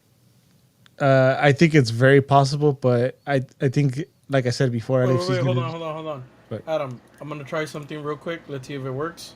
oh, what is he doing? Did it work? Did it not? It did not work. Hold on. I have something that works. Oh wait.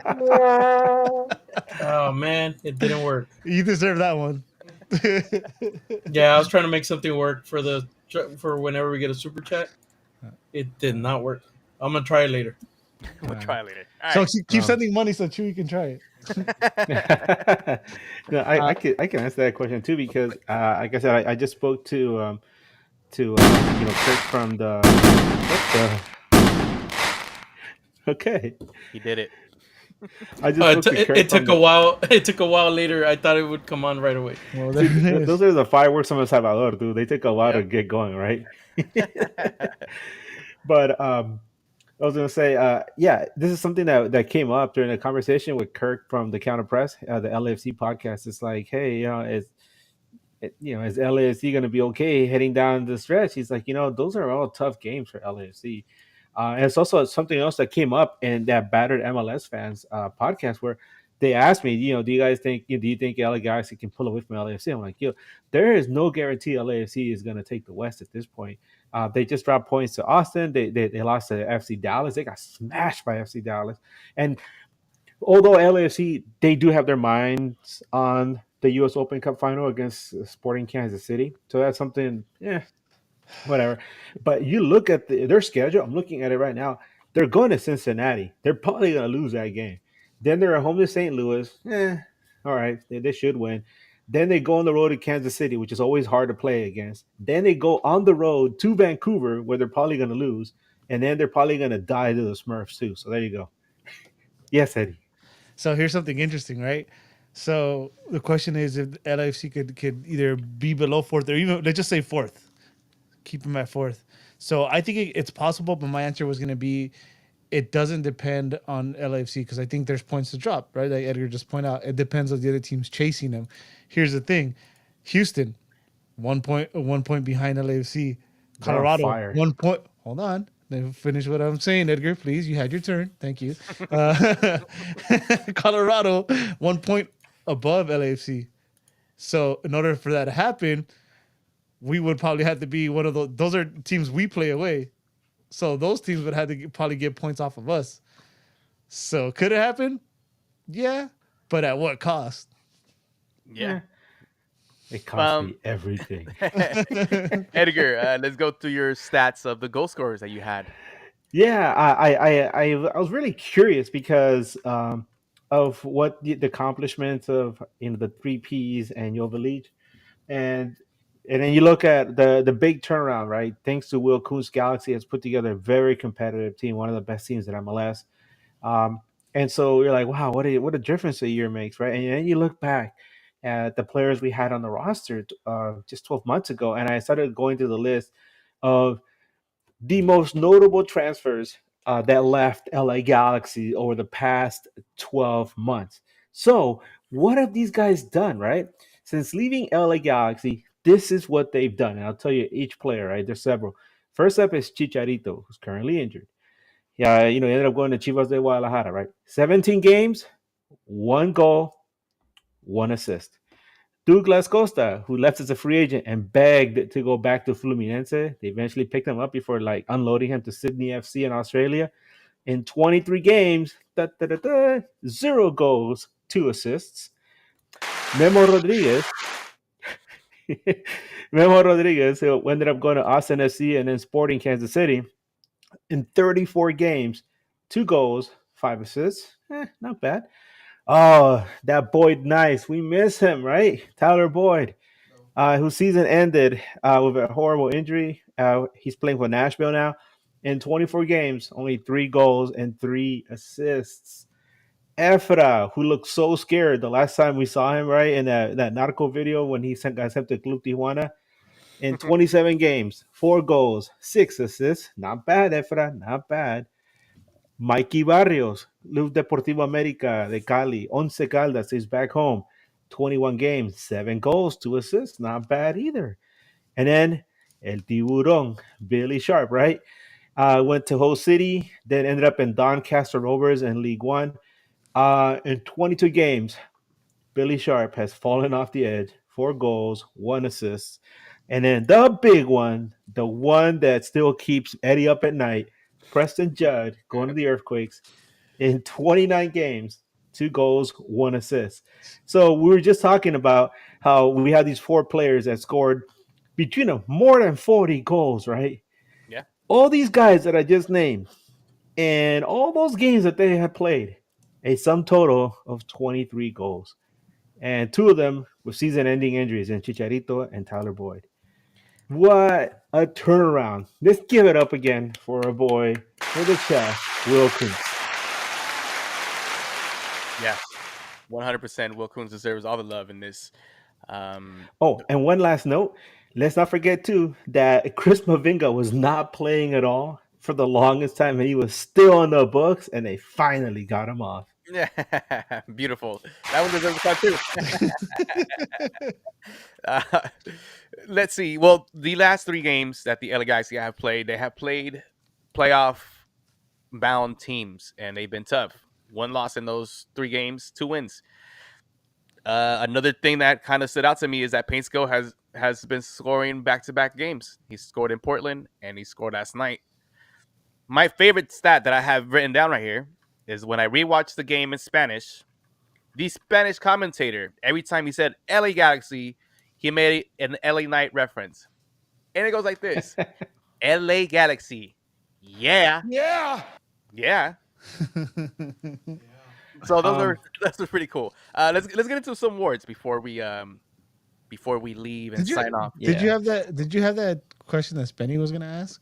He didn't send it to me. I know he put that something he wanted to quiz you guys, but he never put it on here. Move this man. Oh, that was for you, Spenny. If you're listening. Yeah. By the way, it's just real quick response to Roughneck Jihad, who asked, "What about the French Connection players, Cabral, Grancier, Ravel, They were gone more than a year ago. So yeah, they didn't account into that because Cabral was already playing in Colorado at that point. Yeah. So for this match, wait, we do have 2 questions. Let's get to the questions first before we get into the awards and then sign off. From Ruiz Jr. 1983. Got a set to start from now on? I hope so. Adam DC 25. Galaxy needs to control games by not conceding goals in stoppage time. They can contend in the West. I agree with that. Thank you guys for submitting those questions. Let's get into these awards. Anybody want to give out some BJs for this match? I'll give one. Yes. Painsil, wake the fuck up, bro. What? Yeah. What? Yeah, you said it yourself. You're saying, what the hell's wrong with me? You're seeing a part of his game that's being exposed. Like on a one-on-one, he kind of doesn't know what to do, and he's just not the Painsil that that we come to love, right? Maybe it could be now that he's playing on the opposite side because he wants to be on the right as well. But Peck, you're not gonna move Peck from that right side. So right now, for me, it's like you got to remember what you paid for this guy, right? He has slowed down quite a bit, and these goals that he's getting, tap-ins, and his pace is what's getting him getting him in these positions. So, and because of who is he getting these tap-ins? Gabriel Peck. Package. Damn. The package. So, BJ for Painsil. Painsil, wake the fuck up, bro. He's also a vital piece to have a real run. Yeah. Our 3 DPs have not been firing all at the same time this season. Not at all. Ever. Either we have issues with either we're waiting for Peck to wake up, which now he did. Ricky to stop trying to be the hero, which now he's a lot better. And Painsil was the first guy we fell in love with, and now he's kind of regressed. Before I get to you, Edgar, we do have a super chat from Rock RDA. Do you think not having a decent backup forward is the reason we are not back? No, it's the defense. Yeah, it's the defense. Because it's already we've already learned It's already been established that There it is. Hey, Chewy, good job. what the hell? That's what $5 gets you. Yeah. It's already been established that Gabriel, that my God, Miguel Berry is not a starter. You know, he's a guy who you put in probably towards in the second half. In certain situations, we need a big body up, you know, in the six. But uh, Diavolish, man, I was gonna talk about him later. I mean, spoilers. He's not one of the guys that's getting one of my awards, but my God, he looks like, and maybe one of you guys talk to this. My God, he looks like he's having fun again. The last two games, ever since he played that LAFC game, he looks like he's having fun again. He's doing this pistolero thing. He looks so much more mobile. Have you noticed he's moving around more? It seems like Vanny was like took the reign off of him and said, "Go ahead, you know, have fun, you know, create like you used to." And he is. You look at him. He looks more creative. He's moving a lot more in the 18, and that's something I just wanted to point out. I don't know if you guys noticed that as well. Yeah, we have. We'll get to his part of the game. Maybe he gets an award this time around. But for now, let's go with the game is off. We'll start with you, Eddie. Hold on, I got a quick comment here. Hey, real quick. Painstill,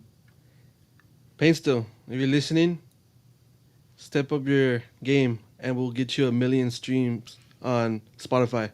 SoundCloud, fuck it. Yeah. Or put out another single. I don't know. Anyways, but I mean, he has it in him. So Yeah. game is off. Mickey. Hey, Mickey, you're so lost. Play the game. Hey, Mickey. Hey, Mickey. I don't know. Yeah, no, it's just. I mean, it's starting to look like, you know, these issues are becoming more and more clear as everything else, as the dust begins to settle. You know, we see this team becoming what Vanny envisioned, and now the questions are on the back line, right? I don't think we've really questioned. Yoshida, right? Yoshida has been pretty solid. John the Rock Nelson has earned his name and his starting role. So I think right now, the guy that is in, you know, the guy that's on trial right now is definitely Mickey. So that's a few games now where we question Mickey's decision making and the type of game he's been having. So yeah, Mickey, you wake up too, bro. Edgar, whose game is off? Mickey, man, it's been off for a while. It's either him or Painsil, but I feel like Painsil not scoring goals isn't going to hurt us as much as Mickey Yamane bleeding so many goals. Um, it's just a quick reminder that in the last three matches, he's cost the Galaxy a lot of goals given, leaving his teammates exposed, just not missing assignments, not getting back on time. I don't know what's going on. I mean, I'm sure that. Dan Kalishman is probably going to have a sit down with him and Maya Yoshida so they can try to figure things out. But when these errors show up in games and it really affects your teammates like that, that's not good. Like that goal I just mentioned, the one where Sebastian Berhalter was all alone by himself for so long, and Mickey was just gonna like not even looking in his direction. That stuff bugs me, man. Um, definitely his game is off, without a doubt. Spenny mentions in the notes that he thinks Dejan Joveljic had an off game. He didn't make any meaningful touches inside the box when facing goal and couldn't create space. I mean, he kind of created some chaos on that own goal that Vancouver made. But you know what? That's a good point. I didn't read that note either. Right after the game he had, and it's hard. It's easy to overlook that because it was a game where we scored 4 goals. But yeah, you know, Dejan was pretty ineffective in this game. Well, now, yeah, I don't know if I agree with that either. Damn. I mean, I didn't give him any awards, but I think Spanish. You're the forward, and you didn't get any touches inside the box. That's not great. Yeah, he did. Well, I don't know about touches in the box, but he was creating stuff for the team. Like not in the final third, but He was definitely involved. He was involved in that one shot that Royce took that got saved. He looks like he's doing a lot more than he did before, when he would just post up and wait for service. Now he's actually coming out and moving around and getting service and trying to create things. Do you think that the day on at the beginning of the season would have scored a goal like he did against LAFC? No, Yeah, but that's one. no. But I'm just saying that's the I've kind been of stuff waiting. that I'm talking about. Yeah, I've been waiting for He that for how long? 3 games left in the season, and bro. he should have scored the goal that he should have scored that goal that was an own goal as well. That was for him. And oh well. Yeah, if he was good, he would have got to it first. No, I'm just kidding. I'm kidding. You know what I liked about that goal, dude? The PA announcer was like, Oh Vancouver, yeah, Galaxy goal, scored by Vancouver, Vancouver Whitecaps. Whitecaps, Vancouver. That's hilarious, dude. That's That funny. was hilarious. All right, let's go Yeah. to the honorable mention, the You've Got Heart Man. And I'll start this one because I tripped out that Eddie mentioned Paintsil as the BJ. But I'm going to give it to Paintsil. It's been a back-to-back matches where he has a goal, and this could be the start of him getting back into form. And like you said, it could come in the perfect timing when the playoffs start, where all your DPs are going to be running in full throttle. Yes, One thing I want you guys to look back. I actually forgot. And this is why I created the notes, and yeah, I didn't fucking put my notes. Good job, Eddie. So you guys know me. Off the ball, right? I like watching things off the ball, and this actually came out on camera too. Paintsil's body language after scoring. Go watch it. Not even gonna tell you. Just go watch it. It's kind of like whatever. Like wasn't really excited. Didn't really like. I don't know if it's frustration with himself, but kind of interesting. I mean, that's just me. If anybody knows me, anybody's watched this long enough, I look for those things.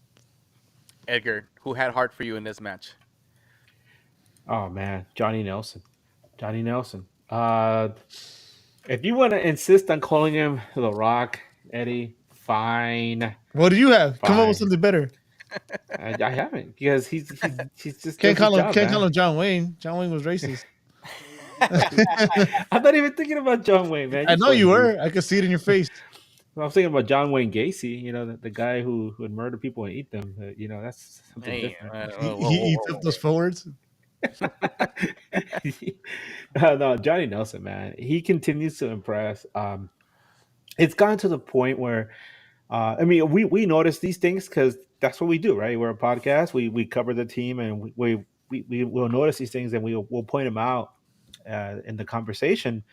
But it's one thing for us to say it and mention it. It's one thing for like fans at the stadium to start talking about him. I was up at the berm there for the pups at the pitch, and I'm just sitting there, with my dog, and I don't know what Johnny Nelson did, but he like really like he broke the wheels off of someone on a defensive play. And these people around me, I heard him just whisper, "Oh, Johnny Nelson." And some guy was behind me. I was like, "Yeah, good shit, Johnny. Sweep the leg or something like that." And Yes. I was like, "Oh, Oh damn." yeah, sweep the leg. Damn, you And can so I was do a like, Karate "Yeah, Kid dude, reference? people are see, is that cool, dude?" And people are like, "Dude, John Wayne Gacy, Johnny Nelson is doing amazing things. He deserves. He's one of the best acquisitions this team has made. And I remember when we spoke to Matt Baker from St. Louis, he said, "I really hope that he finds his spot in LA because he lost his starting spot because of injuries in the team in St. Louis. So you guys got a good one, and hopefully he'll work out for you." And damn, he's worked out for us. Yeah. There's been several times where Matt has texted me saying, "I really wish we had John Nelson right now because our team is in shambles." So, Roughneck Jihad says Casey buried his victims in the crawl space, but wasn't a cannibal. Oh, my So bad. kind of. There you go. Hey, similarities. I guess I see it. Thank you, Roughneck. John Nelson probably has Bogush in his crawl space because we haven't seen him. Oh my god.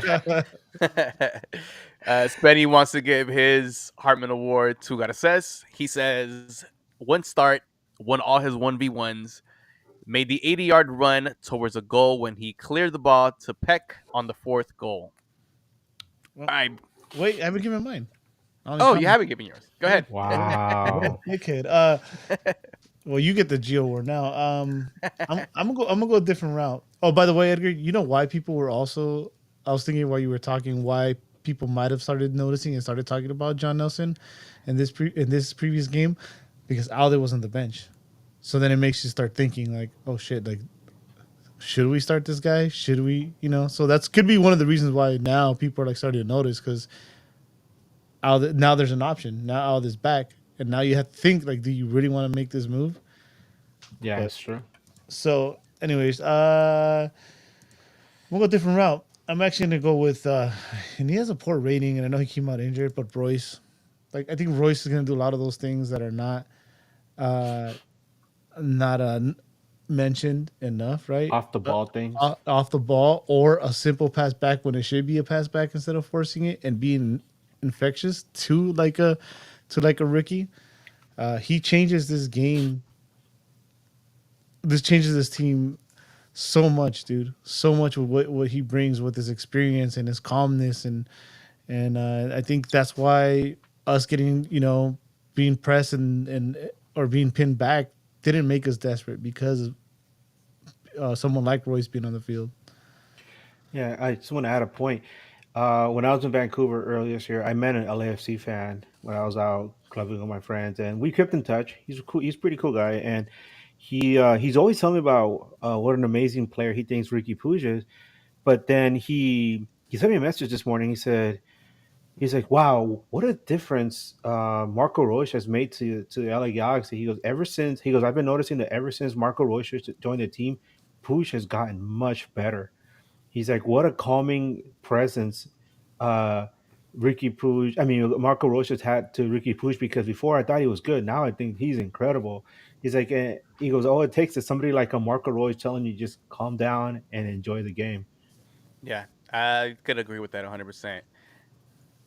And that's it. Well, let's move on to the prestigious award. The next standing.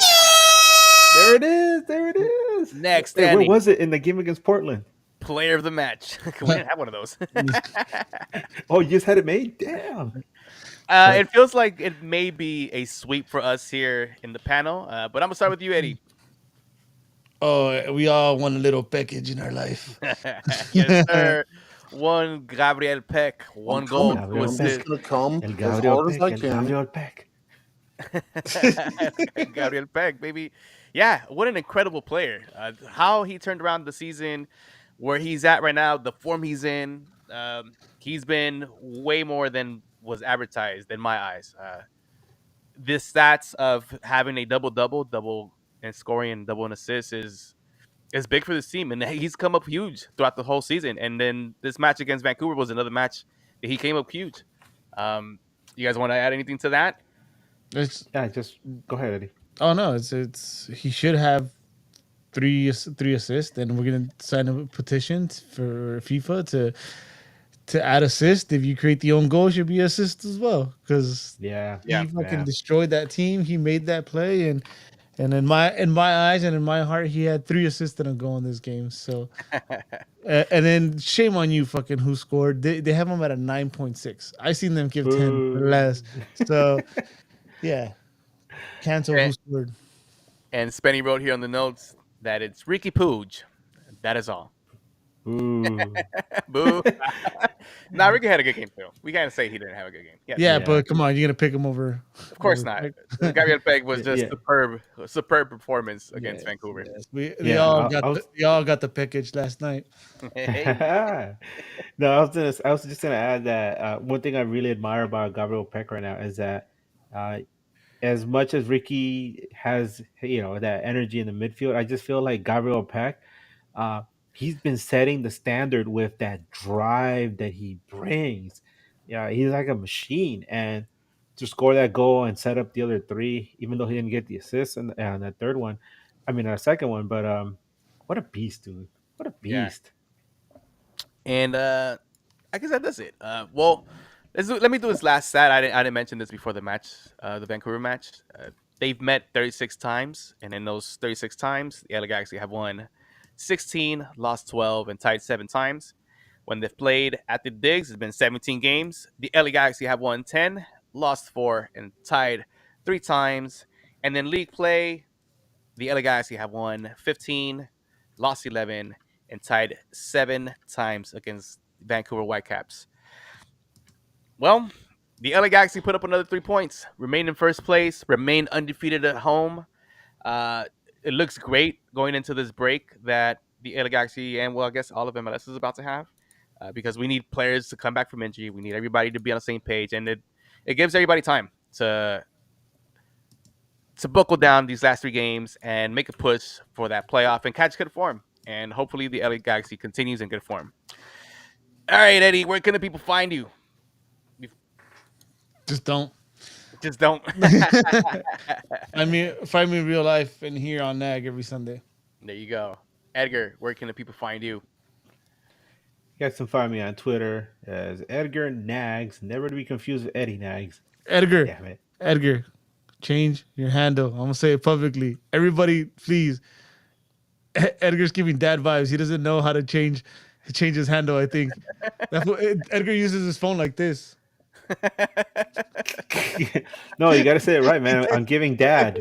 Period. He like this. You say I'm giving dad? How dare you? I am a dad. What are you talking about? That's probably why I don't have time to change it. That aura, baby. Chewy. Yeah, Edgar Nags. NA_GS. And on Instagram, Edgar Nags too. Chuyaso, if you want to give your information out. You guys can find me as Travis J.A. Travis Ha on all my social media. It's pretty easy, pretty simple to find. Hey, Mr. Pretty easy, pretty simple himself. And of course, you can find me as Bryant Nags on all social media. And you guys can follow us on News Across the Galaxy on all social media. Make sure to follow us on Spotify, Apple Podcasts, all the podcast spots, News Across the Galaxy. And make sure you guys hit the like button on this video and share it just to get the Neck Boys out there and, so we can shit in people's cereal and make them feel bad. I'm just playing. Hey, Oh God damn! But how? Way to I ruin did not want to go to bed with that visual. Come on. Hey, but thank you everyone for tuning in. We really appreciate you guys. We're winding down on this season as well, and then this is fun, right? We do this because we fun and because we fun. Wow, because we enjoy just talking shit and talking LA Galaxy. That's the main reason we do it, and we're wrapping up this season, and we're just grateful. We're grateful for everyone. Whether it's 1 view or 20 million views like today, we appreciate you guys. Eddie got startled when he saw that comment. That's why he couldn't talk. Look at Mr. Like, oh, you hold the phone like that, Mr. I have to lean in and read. That's how it begins, Eddie. Well, go ahead. Real quick, I just want to say thanks to everyone that tunes in to watch the midweek show. I know when I first started, I was like, just wanted to see what their team had to say, and now it's becoming a thing where like we have people that come on the show that have become casuals, I guess you want to say, that we become really good friends of the show, and they always share something different about the culture of their clubs, and it's something we could all learn from, and I love it. It makes the whole MLS experience a lot more richer. So for anybody that wants to learn more, not just about our club but the other teams, come on down, join us for the midweek show. Sometimes we do live ones. The next one we're going to do is with a really good friend of ours, Matt Pollard, holding the high line. He covers Colorado Rapids, and like we said, that's going to be a big game, so it'll be nice to have him on again. So Yes. Look forward to that. I'll let you guys know once that's set up. Yes, sir. We'll Wu-Tang keep for you guys. We'll keep you guys updated with that. So that does it from us at News Across the Galaxy. Wait, hold on. I also wanna thank everyone. Nah, yeah, vámonos a la chingada. Wait, Spenny's on the chat now. He can ask the question. No, Spenny, you Spenny, can ask the question. You got like Spenny, 30 ask your seconds to question. Ask the question. The trivia question that you're gonna try to stump us. I'm gonna be mad if I answer it within a few seconds. And then text me the answer. And then text Bryant the answer, or unless I know it, then you think you can be stumped, Edgar? I don't know. I don't even know the question. That's true. Unless we're talking about like draft picks and shit like that, I feel like it's hard for me to be stumped. Who's the first ever Galaxy draft pick? Come on. Was it Van Kalisman or no Frazier? Vanny? It was one of those three. No. I know College that. draft. College draft? Yeah. I thought they were college draft. That's what I'm saying. Shit like that. Who I was think it was it? Greg Vanny. Oh, there you go. See? How about we just say that one for the next show? Spenny, ask it either way, but Yeah, we'll let him boo, marinate. Wait, no. Yeah, Not, you're all not, day. not that is here. Hold on. Now that is here. Move this man.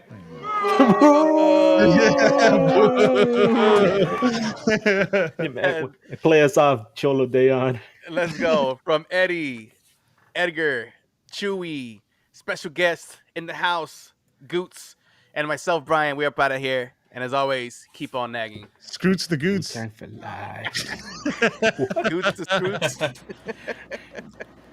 So, Goots the glutes right now. Oh, Keep yeah. on nagging. Glutes.